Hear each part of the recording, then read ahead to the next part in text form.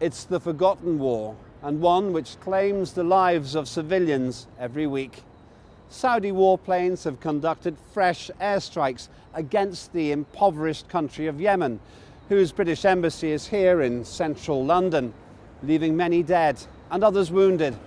Even though Saudi Arabia has eased its crippling blockade on Yemen, humanitarian aid groups say tiny amounts of fuel and commercial goods are getting through. Saudi Arabia claims the blockade was to prevent the flow of weapons into the country, but it has mainly hit civilians and taken Yemen to the brink of wide-scale famine. Germany has stopped arms sales to Saudi Arabia. It could be a role model for other Western and non-Western powers already under pressure to end arms sales to the Riyadh regime. Human rights groups have long called for an arms embargo against Saudi Arabia over potential war crimes in Yemen. A United Nations panel recently compiled a detailed report of civilian casualties caused by the Saudi military and its allies during the war, saying the Riyadh-led coalition has used precision-guided munitions in its raids on civilian targets. The Saudi blockade has closed the port of Hodeidah, a key entry point for food, and also affected the airport in the capital Sana'a, where humanitarian flights delivered aid and medicine. As a result, food shortages in Yemen have filled overcrowded hospitals with starving children who risk cholera and stomach infections. Diphtheria, a deadly bacterial infection which builds in the back of a child's throat, is also showing signs of spreading. How does the British public view the Saudi Arabian blockades, which prevent aid from reaching Yemen? And what about the thousands of children expected to die from disease and starvation? Simple questions with literally life and death answers. Let's start with this. Do people in Britain even know about the war in Yemen? And if so, what do they know? We asked them. I've briefly heard about it. I don't know any details about it. I just know that there is a war going on in Yemen, from what I know. I'm from the United States, so we don't hear that much about what's going on over there, but you have to really look into it if you want to actually learn about it. It's not just out in the media. I really haven't. I've heard briefly just of it, but I don't know anything about it really. It's not something that we really hear much about in the U.S. I have an awareness that it's going on, yes. Well, what do you know about it? It might even be sketchy, but what do you know? It is a bit sketchy, but I think we don't hear very much very often, but the bits and pieces I've heard have made me really realise it's a human catastrophe going on there. I don't know very much about it. I'm aware that there is, but I don't know any details. And what do you know about it? I know that a lot of people are dying. It's a very bad situation. Yes, I know there is a war is going on, and I know that south of Saudi Arabia, so there's a lot of interaction. A little bit, but not so much, I have to say. Not very much, but I do know that one exists, but I don't know very much about it. The war on Yemen is illegal, illegitimate, and unwinnable.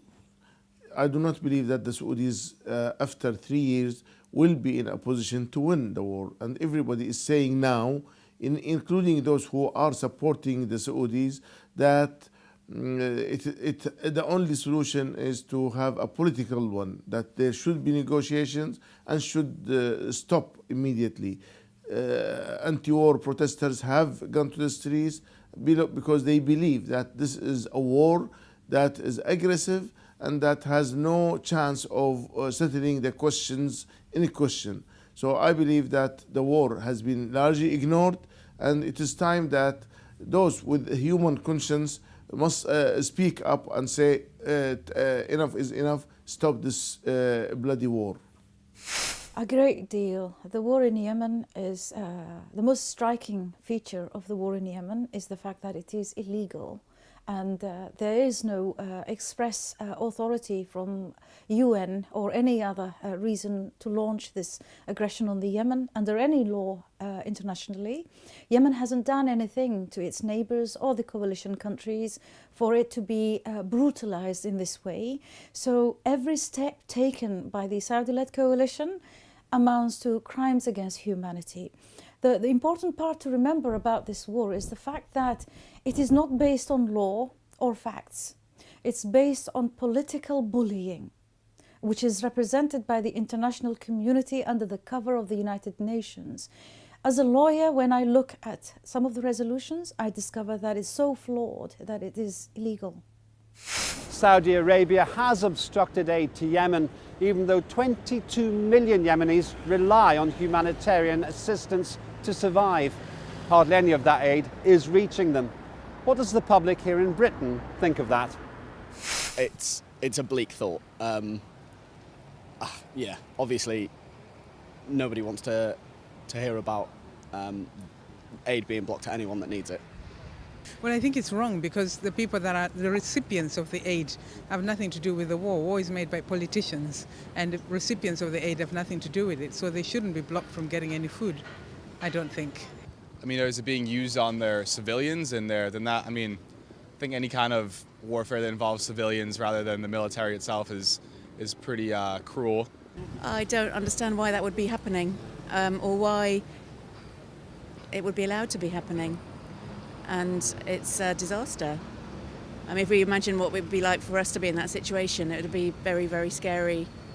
That sounds bad. I don't understand the whys and the wherefores, but it doesn't sound right, no.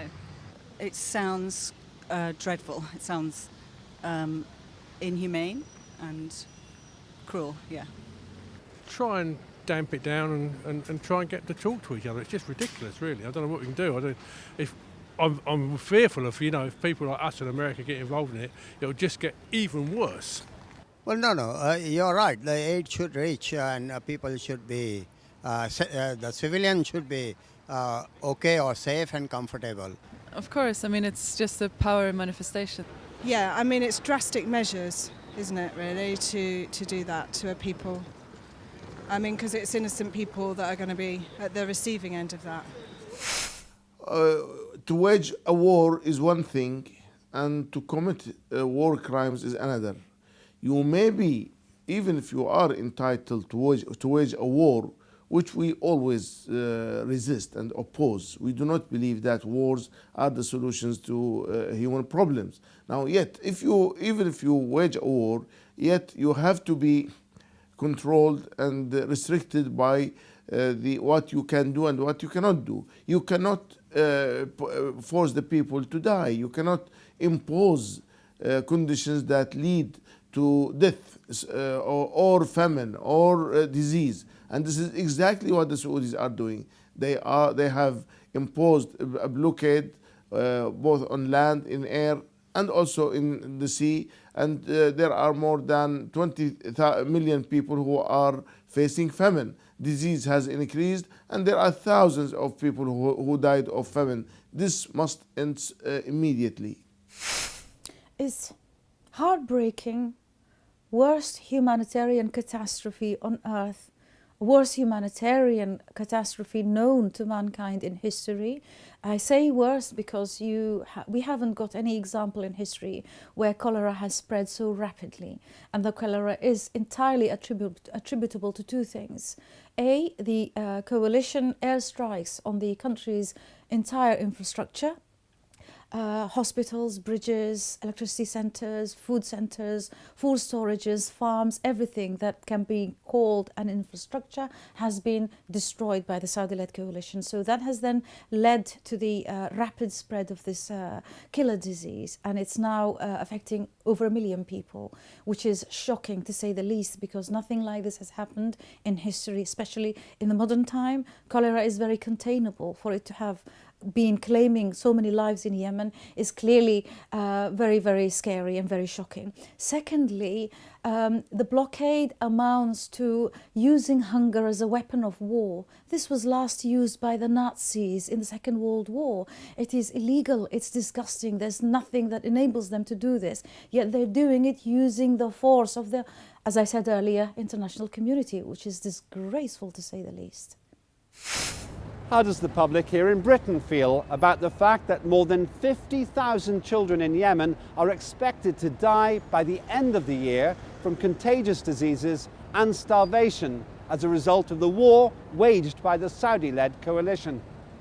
Well, I mean, it's always been the way, is that if anyone's going to get it, the women and children were always protected. So it always seems way worse when it happens to children. It's not a nice thought, is it? That's depraved, and children should not be involved whatsoever. So I don't understand what UNICEF would be saying or doing about it either, or Save the Children, organizations like that. I'd be interested to know. I think those are the people that should be really, really involved. Any abuse of children in a war situation is terrible, no matter where it is. It doesn't have to be in just one part of the world or anywhere. That's terrible. There's no need. Oh, desperate.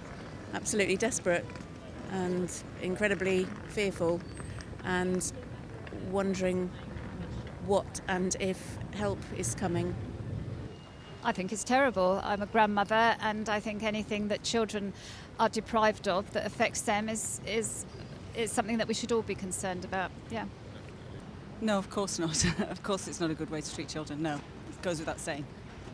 Well, I mean, children's right. I mean, I'm very concerned about sort of the number of children that are born in these appalling situations all around the world. Yeah, I mean, this is kind of universal. You have the universal rights and stuff, so you kind of wonder what's happening to that, and like how much does it actually mean in practice? Because all these principles and rights and all these things that we say, like, what's really going on? We don't know. Like this. We saw children dying of various causes in Yemen, around probably 50,000, 100,000 of them. The numbers are immaterial, they do not matter. Whether it is one person, one child who dies illegally, or 100 or 1,000. Now we saw that the children were killed by the airstrikes, they were killed by famine, and they were killed by disease. All of which are the making of the Saudis and their allies. This is one of the most terrible human crises in modern history. And there have been voices concerned with this and calling for this to end, but yet the big powers are reluctant to say stop the war and end the blockade, let the relief agencies get through, and let medicine and food enter the country. It's heartbreaking. It's, again, I use the word Nazi again, because this is Nazi kind of behavior, because like you quite rightly said, the figures of this is a conservative figure, by the way, given by the international NGOs and even UN agencies. This is based on the figure that 130 children die per day, according to UNICEF figures. So that gives you about 52,000 children per annum. And these children are only the ones who are under the age of 5, by the way. That doesn't include the children who are over that age, and also the children who die of the airstrikes and other war-related causes. So it is a genocide. It's a horrible kind of genocide, because it's actually targeting the most vulnerable members of the society in Yemen. Why would anyone do that? It's very, very vexing question. It's a kind of cultural genocide with ethnic genocide, because clearly the Saudis are trying to massacre as many people, as many generations of Yemenis as possible. By the way, the figures don't also include those who are deformed as a result of use of prohibited weapons. So I would say, and I have received these figures from the Interior Ministry of Yemen, the figure is about 200,000 per annum. Let's look at the statistics. Yemen imports 90% of its food, and roughly 22 million Yemenis rely on humanitarian assistance just to survive. but over 13,600 people have been killed since the Saudi-led coalition began its war on Yemen in 2015. The World Health Organization estimates cholera has killed over 2,100 people since April 2017. A further 1 million Yemenis are infected. Over 13,500 people have been killed since the Saudi-led war on Yemen began in 2015, and many of those casualties are children. If one of your relatives were a part of those casualty statistics, how would you feel? And what would you say to those who support this violence? We put that uncomfortable question to the public here in London. Well, I'd be interested to find out why they are doing it and what the source is and what killing an average civilian is going to achieve. I hate them, right? I mean, I don't know what else you could do besides that. It's hard to say otherwise. So, yeah. Would you act on it? If it was going to resolve anything, if I knew that it was going to resolve anything, yeah. Well, I mean, obviously not good. If me and my family and everyone that I knew was being subjected to that, and I knew that there was a well-off country that was supplying that and enabling that, then I wouldn't be too happy about it. It's very difficult, isn't it? I mean, if it was my family, then obviously I would be absolutely devastated. And yes, I would imagine they feel terribly devastated by it as well. Peace. Peace. Well, I'd be pretty annoyed about it, should we say, and very upset about it. The conflicts don't benefit anybody, and a peaceful coexistence is the main thing which everybody should pursue. I would never be able to forgive, but I would just turn around. And I don't know if it's. I think that's the way I would handle it. Like, rather than going to attack, or just go away and stuff. But people think differently, so. I don't know full facts, and even as someone who might have lost someone, you never know the full story. And I'm not condoning it, I just think it's a very difficult question probably to answer and give a straight yes or no. If one of my family members or my relative is killed, and I consider all those who are killed in Yemen are my family, any human being, regardless of his race, ethnicity or religion, is a brother of ours. Any life that is killed is one life too many. Now, I would tell the killer that you are a killer, you are a beast, you have committed a war crime, you must be held for what you have done. I hereby call for the establishment and formation of a war crime tribunal in Yemen, similar to what was done in Rwanda and in Yugoslavia. I think the war on Yemen merits the formation of such a commission to look into the war crimes that have been committed abundantly and mercilessly. Well, actually, members of my family have already been affected. My auntie died when there was a spread of dung fever in the southern parts of city of Mukalla. She died because there was no medicine, no diagnosis. There was a time when there was severe kind of blockade going on with Al-Qaeda and Daesh killings spree going on in the southern cities of Yemen, like Al-Mukalla and Aden. So my aunt, my mum's sister, my only surviving aunt, died. So that was heartbreaking enough. And then the hearing of the news caused her oldest daughter, my cousin, to die in Holland. So I've already lost 2 known members of my family. The rest of my family in the south, I am not in touch with them because of my work. I don't want to put them at risk. And so I know phones, etc., are monitored. So I haven't got a clue basically as to how many of them have been massacred, so either by Daesh people or others. Some relatives of mine from the Al-Rumayma and Al-Junaid family, they are of our own tribe as well, have already been massacred and mutilated by Daesh groups in the Taiz area. 52 people, 52 members of al-Rumayma family were mutilated in the most horrific way. Even Daesh would be embarrassed at the violence and barbarity of the acts committed by them. So a lot of my family are affected indeed. What am I saying to those people involved in it? This is a Holocaust, and all of you, whether you are aiding and abetting this directly or indirectly, and whether you're actually doing it yourself, are Nazis. Nothing more and nothing less. Let's be honest, you're all Nazis. What you're doing to the Yemen is so disgraceful that even Hitler would be embarrassed of you. Germany stopped their arms deals with Saudi Arabia. Should Britain do the same? We asked the public. I would say we should follow Germany. We shouldn't be involved. Why are we still selling if in which it means we're supporting the bloodshed of innocent people and children? From what I know, goes against everything that the United States stands for, is, you know, the protection of innocent people, and that's not always the case, but that's the picture they like to paint a lot. So if that's really happening, then yeah, it should definitely stop. I know that's obviously a big business, selling weapons, but I don't think economic well-being is worth millions of lives of people that are less fortunate. So yeah, I'd say it'd probably be a good thing to follow the lead. Seems pretty obvious that that would be a good idea. So you think that we should follow what Germany's done? I think it would seem wrong to be supplying weapons for a cause that's creating that much misery for I'm not sure what purpose. I don't agree with selling weapons to countries that wage war. No, I don't agree with war. So, yeah, peace would be much nicer. Probably we shouldn't sell any weapons anywhere in the world to anyone ever.